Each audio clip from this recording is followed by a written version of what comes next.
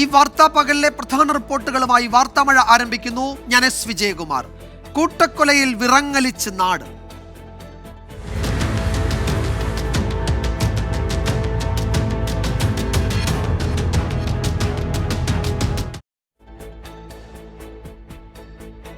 തിരുവനന്തപുരം വെഞ്ഞാറമൂട്ടിലെ കൂട്ടക്കൊലപാതകം പ്രതിക്ക് ആർഭാട ജീവിതത്തിന് പണം ലഭിക്കാതെ വന്നതിനെ തുടർന്നുള്ള വൈരാഗ്യം മൂലമെന്ന് പോലീസിന്റെ പ്രാഥമിക നിഗമനം.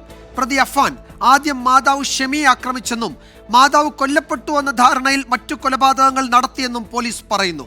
വെഞ്ഞാറമൂട് ബസ് സ്റ്റാൻഡിന് സമീപത്തെ കടയിൽ നിന്നാണ് കൊലപാതകത്തിനായി പ്രതി ചുറ്റിക വാങ്ങിയത്.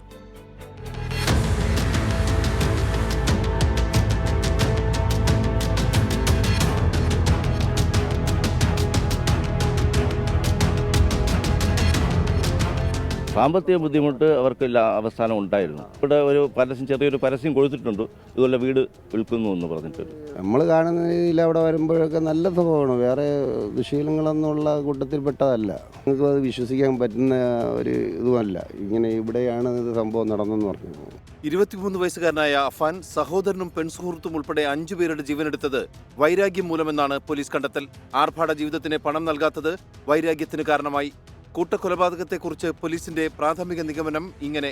ഇന്നലെ രാവിലെ അഫാൻ ആദ്യം ആക്രമിച്ചത് മാതാവ് ഷെമിയെ. സാമ്പത്തിക തർക്കത്തെ തുടർന്നായിരുന്നു ആക്രമണം. മാതാവിന്റെ കഴുത്തിൽ ഷാൾ കുരുക്കിയ ശേഷം നിലത്തേക്ക് എറിഞ്ഞു. തലയിടിച്ച് ബോധരഹിതയായ മാതാവ് കൊല്ലപ്പെട്ടു എന്ന ധാരണയിൽ വീട്ടിലെ മുറിക്കുള്ളിലാക്കി പൂട്ടി. ശേഷം പ്രതി പോയത് പനങ്ങോട് പിതൃമാതാവ് സൽമ ബീവിയുടെ വീട്ടിലേക്ക്. ആഭരണം ചോദിച്ച് തർക്കമായതോടെ സൽമയെ ഭിത്തിയിൽ തലയിടിപ്പിച്ചു കൊന്നു.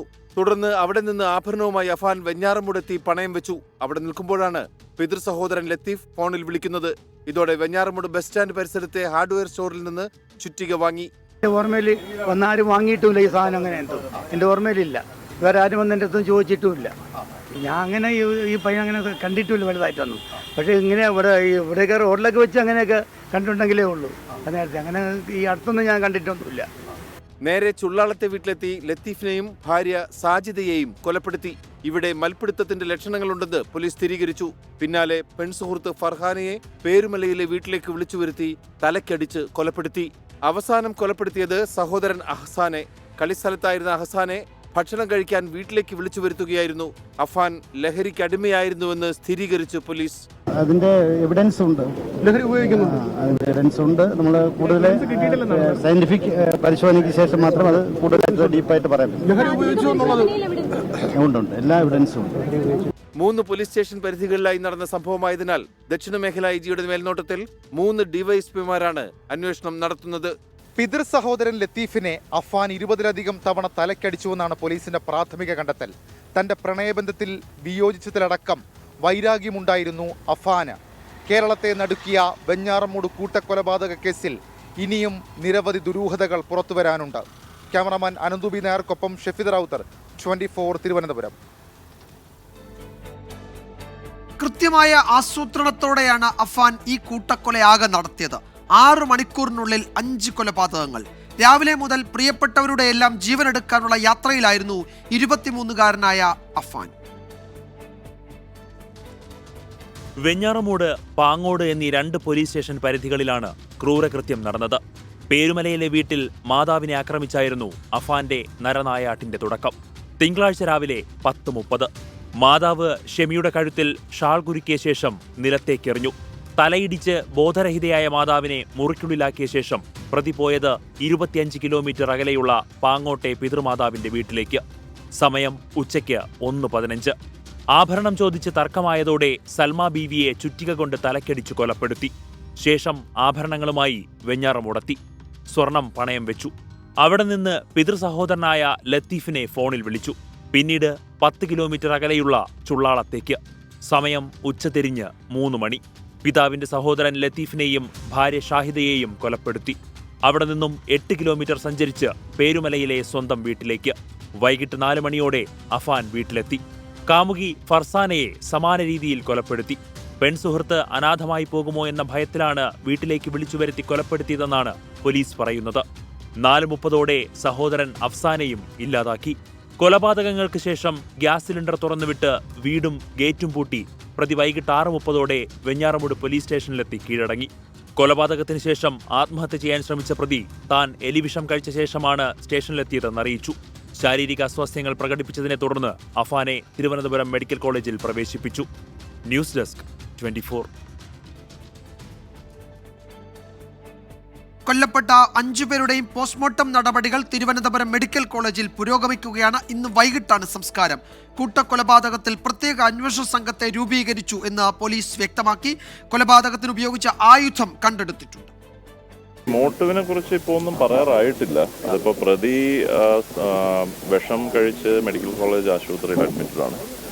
അതിനുശേഷമേ എന്തെങ്കിലും പറയാൻ പറ്റൂ. നമുക്കിപ്പോൾ പ്രാഥമികമായിട്ട് എന്താ സാർ ഇത് മനസ്സിലായത്? എന്തെങ്കിലും സാമ്പത്തിക ഇടപാട് പ്രശ്നമാണോ? ഇദ്ദേഹത്തിന് മനോവൈകൃത ഉണ്ടോ? എന്തെങ്കിലും പ്രശ്നമുണ്ടോ? അതിനെപ്പറ്റി ഇനിയും അന്വേഷിക്കേണ്ടിയിരിക്കുന്നു. അന്വേഷണത്തിന് ശേഷമേ എന്തെങ്കിലും പറഞ്ഞു. ഇയാൾ ഒരാൾ ഒറ്റയ്ക്കാണോ ഇതെല്ലാം ചെയ്തിട്ടുള്ളത്? ഇപ്പോൾ വരെ അങ്ങനെ തന്നെയാണ് തോന്നുന്നത്. അന്വേഷിച്ചുകൊണ്ടിരിക്കുകയാണ്. ഇപ്പോൾ ഫോറൻസിക് ടീം അതിൻ്റെ അന്വേഷണം നടത്തിക്കൊണ്ടിരിക്കുകയാണ്. അതിനുശേഷമേ അതിനെപ്പറ്റി എന്തെങ്കിലും പറയാൻ പറ്റൂ. സ്പെഷ്യൽ ടീം ഇതിനു വേണ്ടി കോൺസ്റ്റിറ്റ്യൂട്ട് ചെയ്തിട്ടുണ്ടോ? എങ്ങനെയാണ്? സ്പെഷ്യൽ ടീം കോൺസ്റ്റിറ്റ്യൂട്ട് ചെയ്യുന്നുണ്ട്. ഓക്കെ. ഷഫീദ് റാവുത്തറും അലക്സ് മുഹമ്മദും വിവരങ്ങൾ നൽകും. ഷഫീദ്, ഇതിൽ അന്വേഷണ സംഘത്തിന് മുന്നിൽ ഇനി എന്താണ് ബാക്കിയുള്ളത്? ഈ കുറ്റമൊക്കെ ഇയാൾ ഏറ്റിട്ടുണ്ട്. അയാൾ അത് ചെയ്തതിൻ്റെ ഏകദേശം ഒരു പശ്ചാത്തലം ഇതിനോടകം പോലീസിന് മനസ്സിലായിട്ടുണ്ട്. ഇനിയിപ്പോൾ മറ്റാരുടെയെങ്കിലും പങ്ക് ഇതിൽ ഇതുവരെ ഒരു അത്തരത്തിൽ സൂചനകളോ സംശയങ്ങളോ പോലീസിനും ഉള്ളതായി തോന്നുന്നില്ല. എന്താണ് അന്വേഷണ സംഘത്തിൻ്റെ മുന്നിൽ ഇനി ബാക്കിയുള്ളത്? പ്രധാനപ്പെട്ട തെളിവുകളും ഇതിനോടകം കണ്ടെടുത്തിട്ടുണ്ടെന്ന് തോന്നുന്നു, അല്ലെ? ആയുധങ്ങളടക്കം. വിജയകുമാർ, ദുരൂഹതകൾ പലത് ബാക്കിയുണ്ട് വെഞ്ഞാറമൂട് കൂട്ടക്കൊലപാതക കേസിൽ എന്നുള്ള കാര്യത്തിൽ സംശയമില്ല. കാരണം ഇതിനോടകം കഴിഞ്ഞ കുറച്ച് മണിക്കൂറുകളായി പോലീസ് അന്വേഷിച്ചത് 2 കാര്യങ്ങളായിരുന്നു. ഒന്ന്, എന്തായിരുന്നു ഇതിനകത്ത് മോട്ടീവ്? 2, മറ്റാർക്കെങ്കിലും ഇക്കാര്യത്തിൽ പങ്കുണ്ടോ എന്നുള്ളതിൽ. മറ്റാർക്കും ഈ വിഷയത്തിൽ പങ്കില്ല എന്നുള്ള കാര്യം അത് പോലീസ് ഉറപ്പിക്കുന്നുണ്ട്. ഈ അഫാൻ ഒറ്റയ്ക്ക് നടത്തിയ കൊലപാതകം എന്നുള്ളത് തന്നെയാണ് പോലീസ് സ്ഥിരീകരിക്കുന്നത്. കാരണം ഇതിനോടകം തന്നെ മറ്റ് തെളിവ് ശേഖരണം പോലീസ് പൂർത്തിയാക്കിയിട്ടുണ്ട്. പ്രത്യേകിച്ച് ഇയാൾ കൊലയ്ക്ക് ഉപയോഗിച്ച ചുറ്റിക അടക്കമുള്ള കാര്യങ്ങൾ പേരുമലയിലെ വീട്ടിൽ നിന്ന് പോലീസ് കണ്ടെടുത്തു. മാത്രമല്ല വസ്ത്രങ്ങൾ ഉൾപ്പെടെയുള്ള കാര്യങ്ങളും പോലീസ് കണ്ടെടുത്തിട്ടുണ്ട്. രണ്ടാമത്തെ കാര്യം ഇതിൻ്റെ മോട്ടീവ് സംബന്ധിച്ചിട്ടുള്ളതാണ്. ഇതിൻ്റെ മോട്ടീവ് സംബന്ധിച്ച് എന്താണ് ഈ കൊലപാതകത്തിലേക്ക് നയിച്ചതെന്നുള്ള കാര്യത്തിൽ പോലീസ് വ്യക്തമായൊരു മറുപടി പറയുന്നില്ലെങ്കിലും ഉറപ്പിച്ച് പറയുന്നില്ലെങ്കിലും ഈ ആർഭാടങ്ങളുടെ പേരിൽ ഇയാൾ നിരവധി പേരോട് പണങ്ങൾ കടം മേടിച്ചിട്ടുണ്ടായിരുന്നു. പ്രത്യേകിച്ച് ബന്ധുക്കളോടക്കം പണം മേടിച്ചിട്ടുണ്ടായിരുന്നു. അങ്ങനെ ആ പണം കിട്ടാതെ വന്നപ്പോഴുള്ള വൈരാഗ്യം അത് കൊലപാതകത്തിലേക്ക് നയിക്കാം. രണ്ടാമത്തെ ഒരു കാരണമായി പോലീസ് തന്നെ ചൂണ്ടിക്കാണിക്കുന്നത് ഇയാൾക്ക് ഇയാളുടെ പെൺസുഹൃത്തിനോട് ഭയങ്കര ഇഷ്ടമായിരുന്നു. ആ പെൺസുഹൃത്തുമായി ജീവിക്കാനുള്ള സാഹചര്യം അത് തടഞ്ഞത്, അതടക്കമുള്ള കാര്യങ്ങൾ ഈ കൊലപാതകങ്ങളിലേക്ക് നയിച്ചേക്കാം എന്നുള്ളതാണ് പോലീസിന്റെ പ്രാഥമിക വിലയിരുത്തൽ. ഏതായാലും ഇപ്പോൾ മെഡിക്കൽ കോളേജ് ആശുപത്രിയിലുള്ള അഫാൻ ഇതുവരെയും പോലീസിന് സ്റ്റേബിളായ മൊഴികൾ നൽകിയിട്ടില്ല. അപ്പോൾ ഇയാളൊരു സ്റ്റെബിലിറ്റിയിലേക്ക് വരട്ടെ എന്നുള്ളത് മാത്രമാണ് പോലീസ് ഇപ്പോൾ പറയുന്നൊരു കാര്യം. അതിനുശേഷം പ്രത്യേക അന്വേഷണ സംഘം വിശദമായി ഇയാളുടെ മൊഴി രേഖപ്പെടുത്തും. നിലവിൽ 3 പോലീസ് സ്റ്റേഷനുകളിലായിട്ടാണ് ഈ കേസിന്റെ പരിധി കിടക്കുന്നത്. അപ്പോൾ തന്നെ ഒരു സ്പെഷ്യൽ ടീം അത് ആവശ്യമായിരുന്നു. അതിൻ്റെ അടിസ്ഥാനത്തിലാണ് സൗത്ത് സോൺ IG ആയിട്ടുള്ള ശ്യാം സുന്ദർ ഈ വിഷയത്തിൽ നേരിട്ട് മേൽനോട്ടം വഹിക്കുന്നത്. 3 DYSPമാർ ഈ കേസ് അന്വേഷിക്കും. അതിൽ കൂടുതൽ CAമാരെ അടക്കം ഉൾപ്പെടുത്തി ആവശ്യമെങ്കിൽ അന്വേഷണ സംഘം വിപുലീകരിക്കുകയും ചെയ്യും. ഏതായാലും നിലവിലിപ്പോൾ ഈ വീട്ടിലടക്കം ഫോറൻസിക്കും ടോക്സ്കോഡും ഉൾപ്പെടെ പരിശോധന നടത്തി. ഇപ്പോൾ ഫൈൻഡ് ചെയ്തിരിക്കുന്ന കാര്യങ്ങൾ ഇത്രയുമാണ്. പക്ഷേ ഇതിൽ കൂടുതൽ കാര്യങ്ങൾ പോലീസ് സംശയിക്കുന്നുണ്ട്. മറ്റെന്തെങ്കിലും മോട്ടീവ് ഇതിന് പിന്നിലുണ്ടോ എന്നടക്കമുള്ള കാര്യങ്ങൾ പോലീസ് സംശയിക്കുന്നുണ്ട്.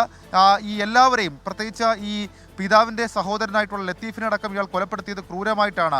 20ലധികം തവണ ഇയാളെ ചുറ്റിക കൊണ്ട് അടിച്ചിട്ടുണ്ടെന്നടക്കം ഇൻക്വസ്റ്റിൽ പോലീസ് കണ്ടെത്തിയിട്ടുണ്ട്. അപ്പോൾ അതടക്കമുള്ള കാര്യങ്ങളിൽ പോലീസിന് ചില സംശയങ്ങളുണ്ട്. അതൊക്കെ വരും മണിക്കൂറുകളിലെ അന്വേഷണത്തിൽ ക്ലിയർ ചെയ്യാൻ സാധിക്കുമെന്നുള്ളതാണ് പോലീസിന്റെ ഇപ്പോഴത്തെ വിലയിരുത്തൽ. വിജയകുമാർ. യെസ്, ഷഫീദ് റാവുത്തറാണ് വെഞ്ഞാറമൂടിൽ നിന്ന് വിവരങ്ങൾ നൽകിയത്.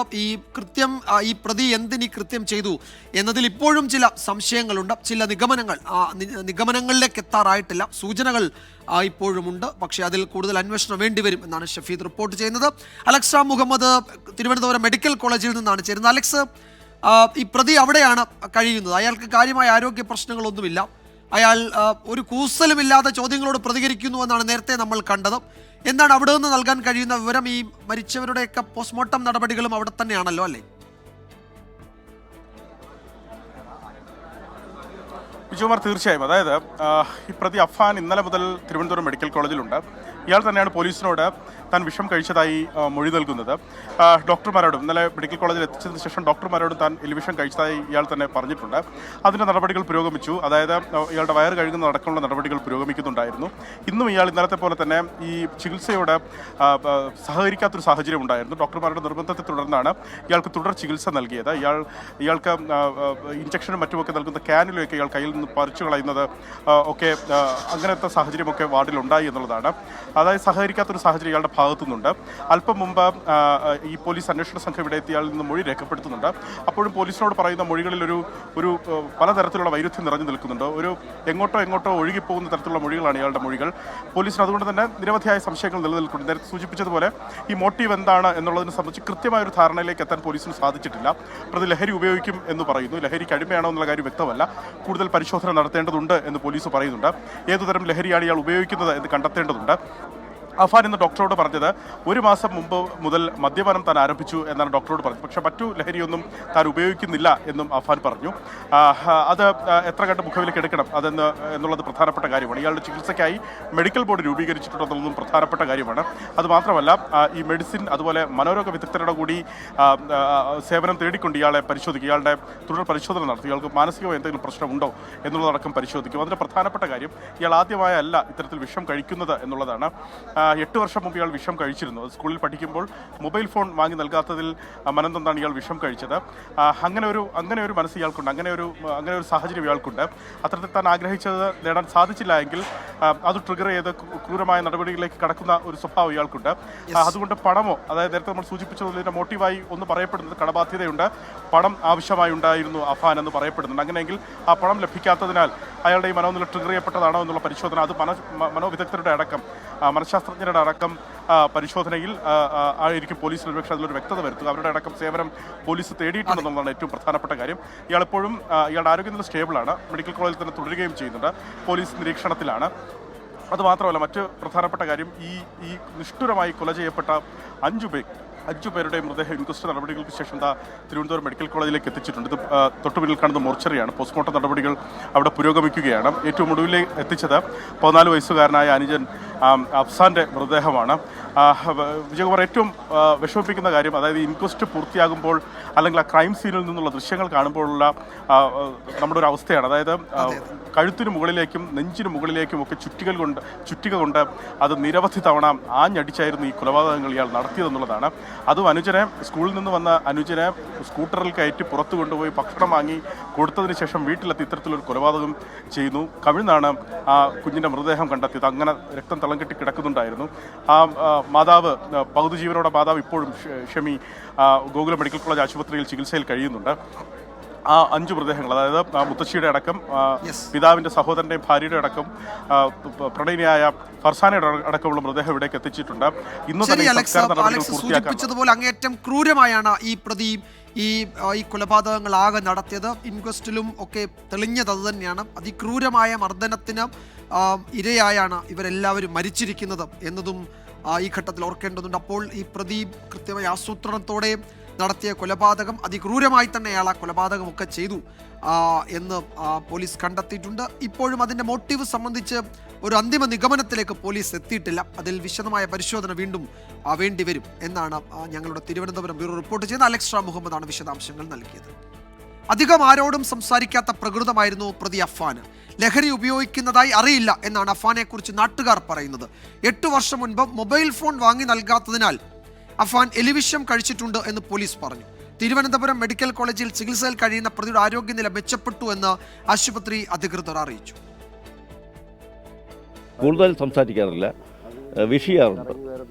അല്ലാതെ വേറെ ഒരു പ്രശ്നത്തിൽ ഇതുവരെ ഇടപെടുത്തായിട്ട് നമുക്ക് അറിയുമില്ല. നമ്മൾ കാണുന്നതിൽ അവിടെ വരുമ്പോഴൊക്കെ നല്ല സ്വഭാവമാണ്. വേറെ ദുശീലങ്ങളൊന്നുള്ള കൂട്ടത്തിൽപ്പെട്ടതല്ല. പേരുമലയിലെ മിക്ക നാട്ടുകാർക്കും അഫാനെക്കുറിച്ച് പറയാനുള്ളത് ഇതേ അഭിപ്രായം. പുറത്തു കാണുമ്പോൾ സൗമ്യതയോടെ ചിരിക്കും, അധികം സംസാരിക്കാറില്ല. സഹോദരൻ അഫ്സാനെ എപ്പോഴും ഒപ്പം കൊണ്ട് നടക്കാറുണ്ട്. ഹോട്ടലിൽ നിന്ന് ഭക്ഷണം വാങ്ങി കൊടുക്കും. ലഹരി ഉപയോഗിച്ച് കണ്ടിട്ടില്ലെന്നും നാട്ടുകാർ പറയുന്നു. എന്നാൽ കഴിഞ്ഞ 2 ആഴ്ചയായി അഫ്സാന്റെ പെരുമാറ്റത്തിൽ ചില വ്യത്യാസമുണ്ടായിരുന്നതായി സുഹൃത്ത് പറഞ്ഞു. കൊച്ചിലുകൾ കാണുന്നതാണ്. നമ്മൾ ഇവിടെ കളിക്കാനൊക്കെ വരുന്നത്. ഈ വീടിന്റെ തൊട്ട് ബാക്കിൽ ഗ്രൗണ്ടൊക്കെ ഉണ്ട്. അങ്ങനെ കളിക്കാനൊക്കെ വന്ന് പരിചയം. ആളൊരു പാവ, ഒരു ദുശീലമൊന്നും ഉള്ളതായിട്ടൊന്നും നമുക്കറിയത്തില്ല. ഈ ഇടയ്ക്ക് വിട്ട് നമ്മളായിട്ട് വലിയ കമ്പനിയില്ല, എന്നുവെച്ചാൽ കുറച്ച് വർഷങ്ങളായിട്ട്. നമ്മളെ കാണുമ്പോൾ ചിരിക്കും, അത്രയൊക്കെ ഉള്ളൂ. ഇപ്പോൾ വേറെ കമ്പനിയായിരുന്നു. അഫാൻ പിതാവ് ജോലി ചെയ്യുന്ന സൗദിയിൽ വിസിറ്റിംഗ് വിസയിൽ മാസങ്ങൾക്ക് മുമ്പ് പോയിരുന്നു. നാട്ടിലെത്തി പ്രത്യേകിച്ച് ജോലിയൊന്നും ചെയ്തിരുന്നില്ല. മാതാവിനോട് ഇടയ്ക്ക് പണം ആവശ്യപ്പെടാറുണ്ടായിരുന്നതായി ബന്ധുക്കൾ പറയുന്നുണ്ട്. ആത്മഹത്യാ പ്രവണത അഫാൻ മുൻപും കാണിച്ചിട്ടുണ്ട്. 8 വർഷം മുൻപ് വീട്ടുകാർ മൊബൈൽ വാങ്ങി നൽകാത്തതിനാൽ അഫാൻ എലിവിഷം കഴിച്ച് ആത്മഹത്യക്ക് ശ്രമിച്ചിരുന്നു. ഇന്നലെ എലിവിഷം കഴിച്ച നിലയിൽ തിരുവനന്തപുരം മെഡിക്കൽ കോളേജിലെത്തിച്ച അഫാൻ ആദ്യം ചികിത്സയ്ക്ക് തയ്യാറായിരുന്നില്ല. പിന്നീട് നിർബന്ധിച്ചപ്പോഴാണ് ഡോക്ടർമാർക്ക് വഴങ്ങിയത്. നിലവിൽ നിരീക്ഷണത്തിലുള്ള പ്രതിയുടെ ആരോഗ്യനില മെച്ചപ്പെട്ടതായി ഡോക്ടർമാർ അറിയിക്കുന്നുണ്ട്. ഡോക്ടർമാരുടെ റിപ്പോർട്ട് കിട്ടിയ ശേഷമാകും അറസ്റ്റ് രേഖപ്പെടുത്തി പ്രതിയെ ചോദ്യം ചെയ്യുക. അജീഷ് ജയകുമാർ, 24 തിരുവനന്തപുരം. ഇന്നത്തെ മറ്റു ചില പ്രധാന റിപ്പോർട്ടുകളിലേക്ക് കൂടി വാർത്താമഴ കടക്കുകയാണ്. ആശാ വർക്കേഴ്സിന്റെ സമരത്തിൽ നിലപാട് കടുപ്പിച്ച് സംസ്ഥാന സർക്കാർ. എല്ലാ ആശമാരും അടിയന്തരമായി തിരികെ പ്രവേശിക്കണമെന്ന് നാഷണൽ ഹെൽത്ത് മിഷൻ ഉത്തരവിറക്കി. ആശാ വർക്കേഴ്സിന്റെ സംഘടന BJPയുടെ ചട്ടുകമായി മാറിയെന്ന് CPM കേന്ദ്ര കമ്മിറ്റി അംഗം PK ശ്രീമതി ആരോപിച്ചു. 16ാം ദിവസത്തിലേക്ക് കടന്ന ആശാ വർക്കേഴ്സിന്റെ സമരത്തിന് പിന്തുണയേറുകയാണ്. സമരത്തെ CPIM തള്ളിയതോടെ സമരക്കാർക്കെതിരെ നിലപാട് കടുപ്പിക്കുകയാണ് സർക്കാർ. ജോലിക്കെത്താത്ത ആശമാരെ ചുമതലയിൽ നിന്ന് ഒഴിവാക്കാനാണ് നീക്കം. എല്ലാ ആശമാരും അടിയന്തരമായി തിരികെ ജോലിയിൽ പ്രവേശിപ്പിച്ച് ഏൽപ്പിച്ച ചുമതലകൾ നിർവഹിക്കണമെന്നാണ് നാഷണൽ ഹെൽത്ത് മിഷന്റെ ഉത്തരവ്. തിരികെ ജോലിയിൽ പ്രവേശിക്കാത്ത സ്ഥലങ്ങളിൽ പകരം സംവിധാനം ഏർപ്പെടുത്തണമെന്നാണ് നിർദ്ദേശം. പകരം ചുമതലയെടുക്കുന്നവർക്ക് ഇൻസെന്റീവ് നൽകും. ഇൻസെന്റീവ് നൽകാനുള്ള മാർഗനിർദ്ദേശങ്ങൾ പുറത്തിറക്കുമെന്ന് നാഷണൽ ഹെൽത്ത് മിഷൻ ഉത്തരവിൽ അറിയിച്ചു. സമരത്തെ തള്ളി ഇന്നും CPIM നേതാക്കൾ രംഗത്തെത്തി. ഈ 1000 രൂപയാണ് 7000 രൂപയാക്കി വർദ്ധിപ്പിച്ചുള്ളത് ഓർക്കുക. ഈ തുക അധികമാണെന്നല്ല, എല്ലാ സ്റ്റേറ്റുകളെക്കാളും ഒരേ ജോലി എടുക്കുന്ന ഇന്ത്യയിലെ 10 ലക്ഷത്തോളം വരുന്ന ആശമാരുടെ കാര്യത്തിൽ കേരളത്തിലെ ആശമാർക്ക് കുറച്ചുകൂടി മെച്ചപ്പെട്ട സ്ഥിതിയാണുള്ളത്. സെക്രട്ടേറിയറ്റിന് മുന്നിലെ സമരത്തിന് പിന്തുണയുമായി തൃശൂരിൽ ആശാ വർക്കേഴ്സ് പിച്ചയെടുത്ത് സമരം നടത്തി. ഞങ്ങൾ ആശാവർക്കർമാരുടെ ഒരു സമരത്തിന്റെ ഭാഗമായി 24 തിരുവനന്തപുരം. സംസ്ഥാനത്തെ തദ്ദേശ വാർഡുകളിലേക്ക് നടന്ന ഉപതെരഞ്ഞെടുപ്പിൽ LDFന് മേൽക്കൈ. 30-ൽ 17 LDF സ്ഥാനാർത്ഥികൾ ജയിച്ചത്. ഇതിൽ കാസർഗോഡ് ജില്ലയിലെ 2 LDF സ്ഥാനാർത്ഥികൾ എതിരില്ലാതെ തെരഞ്ഞെടുക്കപ്പെട്ടിരുന്നു. 12 വാർഡുകളിൽ UDF ജയിച്ചു. തിരുവനന്തപുരത്തെ പാങ്ങോട് പഞ്ചായത്തിലെ പുലിപ്പാറ വാർഡ് കോൺഗ്രസിൽ നിന്ന് SDPI പിടിച്ചെടുത്തു. തിരുവനന്തപുരത്ത് നിന്ന് ശ്രീജിത്ത് മറ്റു വിവരങ്ങൾ നൽകും. ശ്രീജിത്ത്, തദ്ദേശ തെരഞ്ഞെടുപ്പിന് ഒരുങ്ങുകയാണ്. തദ്ദേശ തെരഞ്ഞെടുപ്പ് വരാൻ പോവുകയാണ്. അപ്പോൾ ഒരു തെരഞ്ഞെടുപ്പിലേക്കൊക്കെ നീങ്ങുന്നതിന് മുമ്പ് നടന്ന തദ്ദേശ ഉപതെരഞ്ഞെടുപ്പാണ്. രാഷ്ട്രീയമായി ഈ 30 വാർഡുകളെ ഉള്ളൂവെങ്കിലും അതിനപ്പുറത്തേക്കുള്ള പ്രാധാന്യം അതിനുണ്ട്. ഇടതുമുന്നണിയെ സംബന്ധിച്ച് അവർ നില മെച്ചപ്പെടുത്തി എന്ന് നമുക്ക് ഈ ഫലം പരിശോധിക്കുമ്പോൾ വ്യക്തമാകുമല്ലോ, അല്ലേ? വിജയകുമാർ, സംസ്ഥാനത്തെ 30 തദ്ദേശ ഭരണ വാർഡുകളിലേക്കാണ് ഉപതെരഞ്ഞെടുപ്പ് നടന്നത്. ഇതിൽ 2 കാസർഗോഡ് ജില്ലയിലെ 2 LDF എതിരില്ലാതെ വിജയിച്ചിരുന്നു. 28 വോട്ടെടുപ്പ് നടന്നത്. ഇങ്ങനെ മൊത്തം ഫലം വന്ന 30 ഇടങ്ങളിൽ 17 ഇടങ്ങളിലാണ് LDF വിജയിച്ചത്. 15 LDFിൻ്റെ സ്ഥാനാർത്ഥികളും 2 LDF സ്വതന്ത്രന്മാരും ആണ് വിജയിച്ചത്. UDFന് 12 വിജയിക്കാനായുള്ളൂ. 1 SDPI ആണ് വിജയിച്ചത്.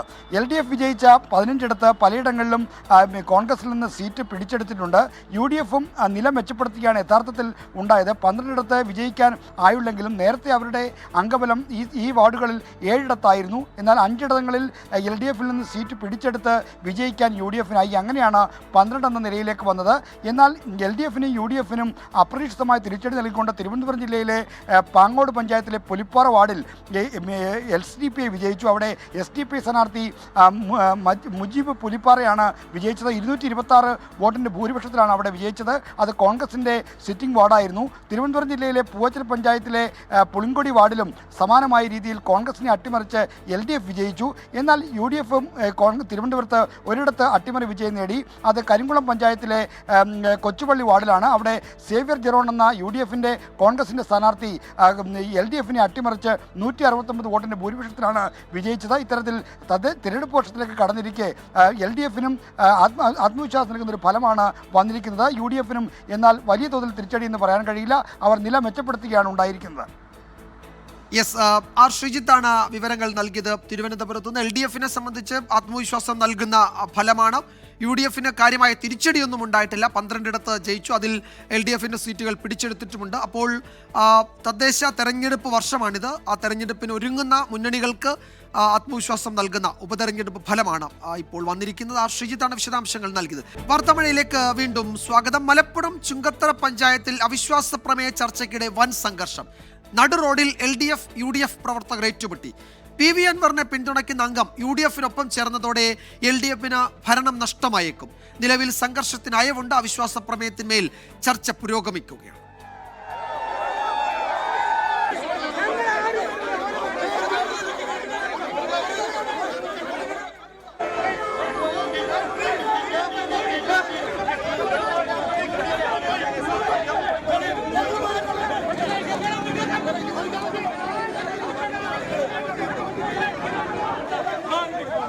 വിപിൻ സി വിജയൻ മലപ്പുറത്തു നിന്ന് വിശദാംശങ്ങൾ നൽകും. വിപിൻ, അവിശ്വാസ പ്രമേയത്തിന്മേൽ ചർച്ച തുടരുകയാണോ? അതിന്റെ ഒരു റിസൾട്ട് എന്താണ് പഞ്ചായത്തിൽ സംഭവിക്കുക എന്നത് എപ്പോഴറിയാൻ കഴിയും?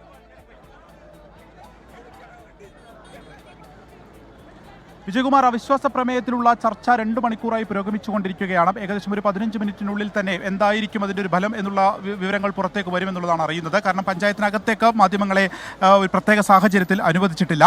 ഇപ്പോഴും LDF-ൻ്റെയും UDF-ൻ്റെയും അംഗങ്ങൾ ചുങ്കത്തറ പഞ്ചായത്തിന് പുറത്ത് തമ്പടിച്ച് നിൽക്കുന്നു എന്നുള്ളതാണ് നിലവിലെ സാഹചര്യം. വലിയ സംഘർഷം ആണ് കഴിഞ്ഞ മണിക്കൂറുകളിൽ ഉണ്ടായത്. 2 തവണ പോലീസിനെ ലാത്തി വീശേണ്ടി വന്നു. രാവിലെ മുതൽ തന്നെ നാടകീയ രംഗങ്ങളായിരുന്നു ചുങ്കത്തറ ഗ്രാമപഞ്ചായത്തിന് മുൻപിൽ നടന്നത്. കാരണം UDF-ൻ്റെ അംഗങ്ങൾ ഒപ്പമാണ് ഭരണസമിതിയിലെ ഉപാധ്യക്ഷ കൂടിയായിട്ടുള്ള നുസൈബ സുധീർ എത്തിയത്. അങ്ങനെ ഇവർ 10 അംഗങ്ങളും നുസൈബ സുധീർ കൂടി 11 അംഗങ്ങൾ രാവിലെ 7 മണിക്കുള്ളിൽ തന്നെ ചുങ്കത്തറ പഞ്ചായത്തിന് അകത്തേക്ക് കയറിയിരുന്നു. LDF അംഗങ്ങൾ ഏകദേശം ഒരു 10 മണിയോടുകൂടിയാണ് എത്തിയത്. അപ്പോഴേക്കും ഈ ചുങ്കത്തറ പഞ്ചായത്തിന് മുൻപിൽ UDF-ൻ്റെ നേതാക്കൾ, പ്രധാനപ്പെട്ട നേതാക്കൾ എല്ലാവരും എത്തിയിരുന്നു. ആര്യാടൻ ഷൗക്കത്തും VS ജോയും ഉൾപ്പെടെയുള്ള നേതാക്കൾ ഇവിടെ എത്തിയിരുന്നു. ഒപ്പം തന്നെ PV അൻവറും വന്നിട്ടുണ്ട്. അപ്പം നുസൈബ സുധീറിൻ്റെ ഭർത്താവ് ഇവിടുത്തെ തൃണമൂൽ കോൺഗ്രസിൻ്റെ പ്രാദേശിക നേതാവായിട്ടുള്ള സുധീർ പുന്നപ്പാലയാണ്. അതുകൊണ്ട് തന്നെ PV അൻവറിൻ്റെ ഒരു ഇടപെടൽ കാരണം ഇവിടെ LDF-ന് ഭരണം നഷ്ടമാകും എന്നുള്ളതാണ് നിലവിലെ സ്ഥിതി എന്നുള്ളതാണ് എടുത്തു പറയേണ്ട ഒരു കാര്യമുള്ളത്. കാരണം 10-10 എന്നുള്ളതാണ് ഇവിടുത്തെ ഒരു അംഗബലമുള്ളത്. അങ്ങനെ ഒരു 10:45 കൂടി LDF-ൻ്റെ അംഗങ്ങളും പ്രവർത്തകരും എത്തിയതും അത് പോലീസ് ഇവിടെ നിന്ന് അവരോട് മാറണമെന്നാവശ്യപ്പെട്ടതോടു കൂടി തന്നെയാണ് ആദ്യത്തെ അടിപൊട്ടിയത്.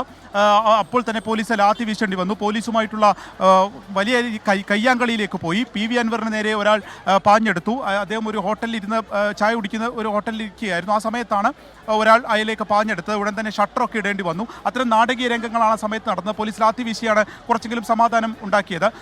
അതിന് ശേഷം ഏകദേശം 1 മണിക്കൂർ കഴിഞ്ഞില്ല. അതിന് മുൻപ് തന്നെ PV അൻവർ പുറത്തുനിന്ന്, അതായത് ഈ പഞ്ചായത്തിലല്ലാത്ത ആളുകളെ പുറത്തുനിന്നും ഇറക്കുന്നു എന്ന് ആരോപിച്ചുകൊണ്ട് വന്ന ഒരു ടൂറിസ്റ്റ് ബസ് LDF പ്രവർത്തകർ തടയുകയും അത് പോലീസ് ആ വാഹനം അവിടുന്ന് കടത്തിവിടാൻ ശ്രമിക്കുകയും അത് കൂട്ടത്തല്ലിൽ കലാശിപ്പിക്കുമായിരുന്നു. നടു റോഡിൽ തന്നെ വലിയ സംഘർഷമുണ്ടായി. പോലീസ് വീണ്ടും ലാത്തി വീശുകയും ചെയ്തു. അതിനുശേഷം ഇപ്പോൾ സംഘർഷാവസ്ഥയ്ക്ക് അല്പം അയവ് വന്നിട്ടുണ്ട്. പക്ഷേ ഇരു കൂട്ടരും 2 ഭാഗങ്ങളിലായി തമ്പടിച്ച് നിൽക്കുന്നു. 2 മണിക്കൂർ അത് കഴിഞ്ഞിരിക്കുകയാണ്.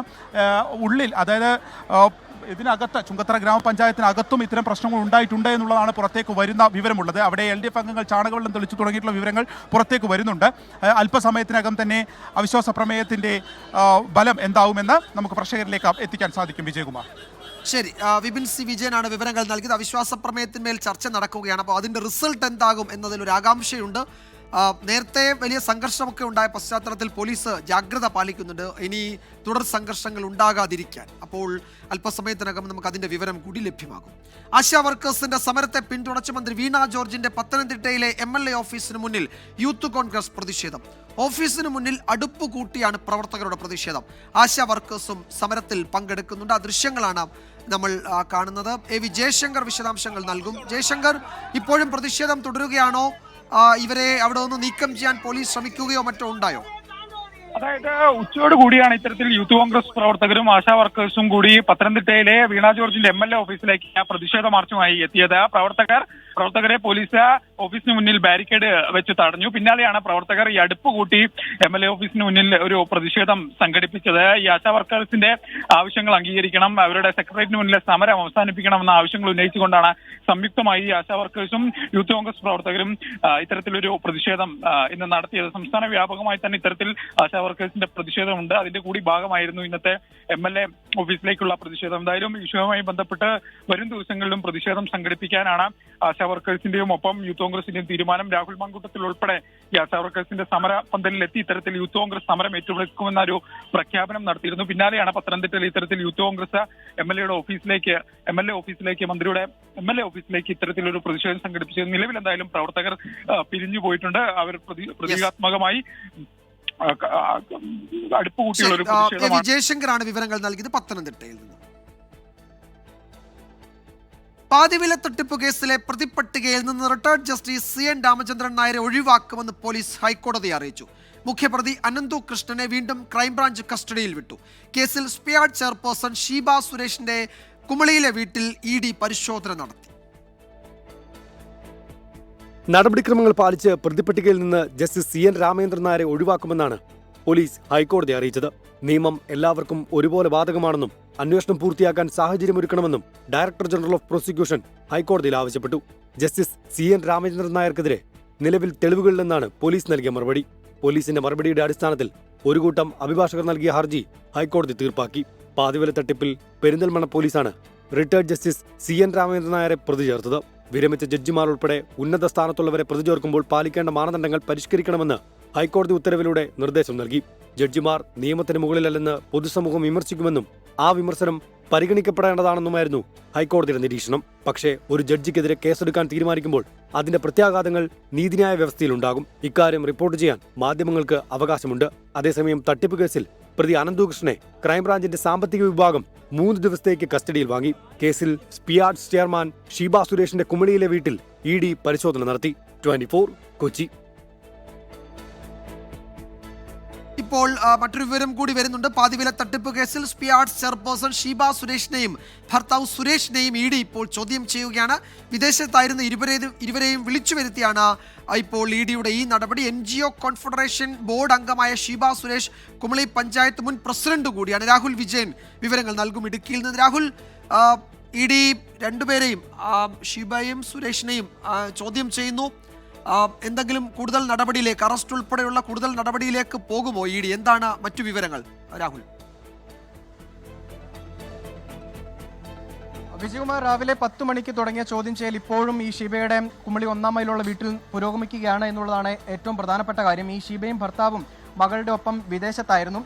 ആ സമയത്ത് ED ഇവരുടെ വീട്, ഈ കുമളി 1-ാം മൈലുള്ള വീട് പൊട്ടി സീൽ ചെയ്യുകയും ഈ അനുവാദമില്ലാതെ ഈ വീടിനകത്തേക്ക് പ്രവേശിക്കരുതെന്ന് കാട്ടി നോട്ടീസ് ഉൾപ്പെടെ ഒട്ടിക്കുകയും ചെയ്തിരുന്നു. പിന്നാലെ ചോദ്യം ചെയ്യൽ ഉൾപ്പെടെയുള്ള കാര്യങ്ങൾക്ക് വേണ്ടി ഇവരെ കഴിഞ്ഞ ദിവസം ED വിളിപ്പിച്ചു വരുത്തുകയായിരുന്നു നാട്ടിലേക്ക് എന്നുള്ളതാണ് നമുക്ക് മനസ്സിലാക്കാൻ കഴിയുന്നത്. അനന്തു കൃഷ്ണനുമായി അടുത്ത ബന്ധം ഉണ്ടായിരുന്ന ആളാണ്. സ്പിയാഡ്സിന്റെ ചെയർപേഴ്സൺ ആണ്. കോളപ്രയിൽ പ്രവർത്തിക്കുന്ന സ്പിയാഡ്സിന്റെ ചെയർപേഴ്സൺ കൂടിയാണ്. മാത്രമല്ല NGO കോൺഫെഡറേഷന്റെ ബോർഡ് അംഗം കൂടിയായിട്ടുള്ള ഈ ഷീബയിൽ നിന്ന് കൂടുതൽ ഈ തട്ടിപ്പുമായി ബന്ധപ്പെട്ടുള്ള സാമ്പത്തിക ഇടപാടുകളുമായി ബന്ധപ്പെട്ടുള്ള വിവരങ്ങൾ കണ്ടെത്താൻ വേണ്ടിയാണ് EDയുടെ ചോദ്യം ചെയ്യൽ പുരോഗമിക്കുന്നത് എന്നുള്ളതാണ് നമുക്ക് മനസ്സിലാക്കാൻ കഴിയുന്നത്. മാത്രമല്ല സാമ്പത്തിക ഇടപാടുകൾ സംബന്ധിച്ചിട്ടുള്ള രേഖകൾ ഉൾപ്പെടെ കണ്ടെത്തേണ്ടതുണ്ട്. ആദ്യഘട്ടത്തിൽ ഇവരെ പ്രതി ചേർത്തെങ്കിലും ഹൈക്കോടതിയിൽ നിന്ന് ഇവരെ ഒഴിവാക്കുന്ന ഘട്ടമുണ്ടായിരുന്നു. പക്ഷേ ED ഇവരെ വിടാൻ ഉദ്ദേശിച്ചിട്ടില്ല എന്നുള്ളത് പിന്നീട് മനസ്സിലാക്കുകയും ചെയ്തു. അങ്ങനെയുള്ള നടപടിയുടെ ഭാഗമായിട്ടാണ് ഇപ്പോൾ ഈ ചോദ്യം ചെയ്യൽ പുരോഗമിക്കുന്നത് എന്നുള്ളതാണ് മനസ്സിലാക്കാൻ കഴിയുന്നത്. 3 മണിക്കൂറായിട്ടുള്ള ചോദ്യം ചെയ്യൽ ഇപ്പോഴും തുടരുന്നു. അറസ്റ്റ് ഉൾപ്പെടെയുള്ള നടപടികളിലേക്ക് പോകാനുള്ള സാധ്യത ഇന്ന് കാണുന്നില്ല. പ്രാഥമികമായിട്ടുള്ള ചോദ്യം ചെയ്യൽ മാത്രമായിരിക്കും ഇന്നുണ്ടാവുക എന്നുള്ളതാണ് അറിയാൻ കഴിയുന്നത്. എന്തായാലും വിശദമായിട്ടുള്ള മറ്റ് നടപടികൾ ഉൾപ്പെടെ വ്യക്തമാക്കും ED എന്നുള്ളതാണ് നമ്മൾ കരുതുകയും ചെയ്യുന്നത്. എന്തായാലും ഈ ഇടുക്കിയിൽ അനന്തകൃഷ്ണനാണ് ഈ പാതിവില തട്ടിപ്പുമായി ബന്ധപ്പെട്ടുള്ള NGOയുടെ പ്രവർത്തനം ഏകോപിപ്പിച്ചിരുന്നത്. അതല്ലാതെ കോട്ടയം, ആലപ്പുഴ, കൊല്ലം ഉൾപ്പെടെയുള്ള ജില്ലകളുടെ ചുമതല ഉണ്ടായിരുന്നത് ഷീബയ്ക്കാണ്. അതുകൊണ്ട് തന്നെ ഈ അനന്തകൃഷ്ണനുമായി ബന്ധപ്പെട്ടുള്ള സാമ്പത്തിക ഇടപാടുകളിൽ ഷീബയ്ക്കും പങ്കുണ്ട് എന്നുള്ള വിലയിരുത്തലിൽ തന്നെയാണ് ED ഉള്ളത്. അതിന്റെ ഭാഗമായിട്ടുള്ള ചോദ്യം ചെയ്യൽ പുരോഗമിച്ചുകൊണ്ടിരിക്കുകയാണ്. ശരി, രാഹുൽ വിജയനാണ് വിവരങ്ങൾ നൽകിയത് ഇടുക്കിയിൽ നിന്ന്. കഴിഞ്ഞ 3-4 മണിക്കൂറായി ചോദ്യം ചെയ്യുകയാണ്. ആദ്യം വീട് പരിശോധന നടത്തി, അതിനുശേഷം ഇപ്പോൾ ചോദ്യം ചെയ്യലിലേക്ക് ED കടന്നിട്ടുണ്ട്. മകനെതിരായ കഞ്ചാവ് കേസിൽ U പ്രതിഭ MLAയുടെ മൊഴി രേഖപ്പെടുത്തി എക്സൈസ് അസിസ്റ്റന്റ് കമ്മീഷണർ. കഞ്ചാവ് ഉപയോഗിച്ചതിന് കേസെടുത്തത് മെഡിക്കൽ പരിശോധന ഇല്ലാതെ എന്നും മകനെ എക്സൈസ് സംഘം ദേഹോപദ്രവം ഏൽപ്പിച്ചുവെന്നുമാണ് U പ്രതിഭ മൊഴി നൽകിയത്. U പ്രതിഭയുടെയും മകന്റെയും മൊഴി എക്സൈസ് ഇതിനോടകം വിശദമായി തന്നെ രേഖപ്പെടുത്തിയിട്ടുണ്ട്. Alappuzha excise assistant commissioner S Ashok Kumar തകഴിയിലെ വീട്ടിലെത്തിയാണ് പ്രതിഭയുടെയും മകൻ കനിവിൻ്റെയും മൊഴിയെടുത്തത്. മകനെ കസ്റ്റഡിയിലെടുത്ത ഉദ്യോഗസ്ഥർക്കെതിരെ ഗുരുതര ആരോപണമാണ് പ്രതിഭ ഉന്നയിക്കുന്നത്. കഞ്ചാവ് പിടികൂടിയത് 1ഉം 2ഉം പ്രതികളുടെ കൈവശം നിന്നാണ്. ലഹരി കൈവശം വെച്ചതായി കണ്ടെത്താതെ മകനെ സ്റ്റേഷനിൽ തടഞ്ഞുവെച്ചു. ദേഹോപദ്രവത്തിൽ ഭയന്നാണ് മകൻ കഞ്ചാവ് ഉപയോഗിച്ചു എന്ന് സമ്മതിച്ചത്. മകനെ മനഃപൂർവ്വം കേസിൽ പ്രതിയാക്കിയെന്നുമാണ് പ്രതിഭയുടെ മൊഴി. കേസുമായി ബന്ധപ്പെട്ട മുഴുവൻ എക്സൈസ് ഉദ്യോഗസ്ഥരുടെയും മൊഴി രേഖപ്പെടുത്തി. കേസിലെ മറ്റു പ്രതികളുടെ മൊഴി രേഖപ്പെടുത്തി വരികയാണ്. ആവശ്യമെങ്കിൽ സംഭവത്തിലെ സാക്ഷികളെയും വിളിപ്പിച്ച് മൊഴിയെടുക്കും. ആലപ്പുഴ അസിസ്റ്റന്റ് കമ്മീഷണർ അന്വേഷണ റിപ്പോർട്ട് കൈമാറിയ ശേഷം കുട്ടനാട് എക്സൈസ് സർക്കിൾ ഇൻസ്പെക്ടർ ജയരാജിനോടും റേഞ്ച് ഇൻസ്പെക്ടർ അനിൽകുമാറിനോടും തിരുവനന്തപുരത്തെ ജോയിന്റ് എക്സൈസ് കമ്മീഷണർ ആസ്ഥാനത്ത് കേസുമായി ബന്ധപ്പെട്ട രേഖകളുമായി ഹാജരാകാൻ നിർദ്ദേശം നൽകിയിട്ടുണ്ട്. കഞ്ചാവ് കേസ് രജിസ്റ്റർ ചെയ്യുമ്പോൾ എക്സൈസ് വേണ്ട നടപടിക്രമങ്ങൾ പാലിച്ചില്ല എന്ന് കണ്ടെത്തിയാൽ ഉദ്യോഗസ്ഥർക്കെതിരെ വകുപ്പ് തല നടപടികൾ ഉണ്ടാകും. 24 ആലപ്പുഴ. കൊച്ചിയിൽ നടിയെ ആക്രമിച്ച കേസിലെ മുഖ്യപ്രതി പൾസർ സുനിയുടെ ജാമ്യം റദ്ദാക്കാൻ പ്രോസിക്യൂഷൻ. സുനി സ്ഥിരം കുറ്റവാളിയാണെന്ന പോലീസ് റിപ്പോർട്ട് പ്രോസിക്യൂഷൻ കോടതിയിൽ സമർപ്പിച്ചു. കുറുപ്പുംപടിയിലെ ഹോട്ടൽ അതിക്രമ കേസിൽ പ്രതിയായതാണ് പൾസർ സുനിക്ക് തിരിച്ചടിയായത്. ഹോട്ടൽ അതിക്രമം നടത്തിയ കേസിൽ പൾസർ സുനിയെ ജാമ്യത്തിൽ വിട്ടെങ്കിലും നടിയെ ആക്രമിച്ച കേസിൽ വീണ്ടും ജയിലിലേക്ക് പോകേണ്ടി വരും. കുറ്റകൃത്യങ്ങളിൽ ഏർപ്പെടരുതെന്ന ജാമ്യവ്യവസ്ഥ ലംഘിച്ചതാണ് പൾസർ സുനിക്ക് വിനയായത്. കുറുപ്പുംപടി പോലീസ് കഴിഞ്ഞ ദിവസം രജിസ്റ്റർ ചെയ്ത കേസിന്റെ പശ്ചാത്തലത്തിൽ സുനിക്കെതിരെ ക്രൈംബ്രാഞ്ചിന് റിപ്പോർട്ട് കൈമാറി.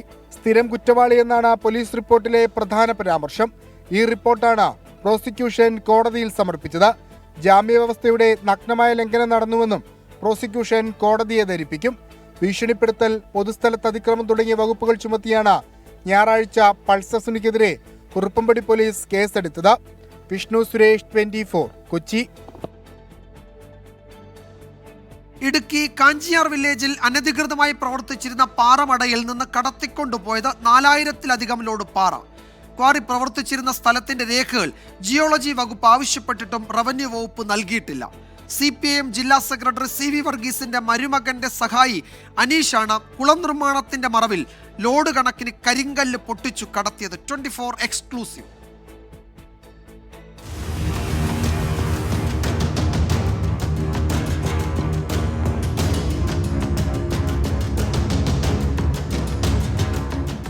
കാഞ്ചിയാർ വെള്ളിലാങ്കണ്ടത്ത് നിന്നും 2 കിലോമീറ്റർ അകലെ പടുക എന്ന സ്ഥലത്താണ് അനധികൃത പാറമട പ്രവർത്തിച്ചിരുന്നത്. 2024 ഒക്ടോബറിൽ ജിയോളജി വകുപ്പ് സ്റ്റോപ്പ് മെമ്മോ നൽകിയ പാറമടയിൽ നിന്ന് ഇന്നലെയും ലോഡ് കണക്കിന് കരിങ്കല്ല് പൊട്ടിച്ചു കടത്തി. കുമളി സ്വദേശി ഷൈൻ വർഗീസിന്റെ ഉടമസ്ഥതയിലുള്ള സ്ഥലത്താണ് അനധികൃത പാറ ഖനനം. എന്നാൽ ഖനനം നടന്നതിൽ കുത്തകപ്പാട്ട സ്ഥലമോ റവന്യൂ ഭൂമിയോ ഉൾപ്പെട്ടിട്ടുണ്ടോ എന്ന് കണ്ടെത്താൻ സർവേ നടത്തണമെന്ന് ജില്ലാ ജിയോളജിസ്റ്റ് ആവശ്യപ്പെട്ടിട്ടും റവന്യൂ വകുപ്പ് നടപടിയെടുത്തില്ല. കുളത്തിന്റെ മറവിൽ അനധികൃതമായി പ്രവർത്തിച്ചിരുന്ന ഒരു പാറമടയാണിത്. 12,500 മെട്രിക് ടൺ പാറ ഇവിടെ നിന്ന് അനധികൃതമായി പൊട്ടിച്ചു കടത്തി. എന്നിട്ടും ഇത് പ്രവർത്തിപ്പിച്ചവർക്കെതിരെ യാതൊരു നടപടിയും ഇതുവരെ ഉണ്ടായില്ല എന്നത് അനധികൃതമായി പ്രവർത്തിക്കുന്ന പാറമടയ്ക്ക് ഉദ്യോഗസ്ഥ ഒത്താശ ഉണ്ടായിരുന്നു എന്നുള്ളതിന്റെ തെളിവ് കൂടിയാണ്. സ്റ്റോപ്പ് മെമ്മോ നൽകിയതിന്റെ പിന്നാലെ സ്ഥലമുടമ ഹൈക്കോടതിയെ സമീപിച്ചതാണ് അനധികൃത ഖനനം തുടരാൻ വഴിയൊരുക്കിയത്. കുളം നിർമ്മാണത്തിന് പാറ പൊട്ടിച്ചാലും കരിങ്കല്ല് പുറത്തേക്ക് കൊണ്ടുപോകരുതെന്ന് നിബന്ധനയുണ്ട്. ഇത് ലംഘിച്ചത് CPIM ജില്ലാ സെക്രട്ടറി CV വർഗീസിന്റെ മരുമകൻ സജിത്തിന്റെ സഹായി അനീഷിന്റെ നേതൃത്വത്തിലാണെന്ന് ഉദ്യോഗസ്ഥർ കണ്ടെത്തിയിരുന്നു. 24 വാർത്താ സംഘത്തിന് എത്താൻ കഴിഞ്ഞ ഒരു പാറമട മാത്രമാണിത്. ഇതിനും 10 മടങ്ങ് തീവ്രതയിലാണ് അനധികൃതമായി ജില്ലയുടെ വിവിധ ഭാഗങ്ങളിൽ ഖനന പ്രവർത്തനങ്ങൾ നടക്കുന്നത്. സുമിത്തിനൊപ്പം രാഹുൽ വിജയൻ, 24 ഇടുക്കി. കണ്ണൂരിൽ ഗതാഗതം തടസ്സപ്പെടുത്തി CPIM സമരം. കേന്ദ്ര അവഗണനയ്ക്കെതിരെ സംഘടിപ്പിച്ച ഹെഡ് പോസ്റ്റ് ഓഫീസ് ഉപരോധത്തിലാണ് ഗതാഗതം തടസ്സപ്പെടുത്തിയത്. ഒരിക്കൽ കൂടി ജയിലിൽ പോകാൻ തയ്യാറാണ് എന്ന് മുൻ കോടതിയലക്ഷ്യ കേസ് സൂചിപ്പിച്ച് CPIM കണ്ണൂർ ജില്ലാ സെക്രട്ടറി MV ജയരാജൻ പ്രതികരിച്ചു. കേന്ദ്ര അവഗണനയ്ക്കെതിരായ സംസ്ഥാന വ്യാപക CPIM സമരത്തിന്റെ ഭാഗമായായിരുന്നു കണ്ണൂരിലെ ഹെഡ് പോസ്റ്റ് ഓഫീസ് ഉപരോധം. സമരത്തിന്റെ ഭാഗമായി കസേരകൾ നിരത്തിയത് നടുറോട്ടിൽ. ഗതാഗതം വഴിതിരിച്ചുവിട്ടു.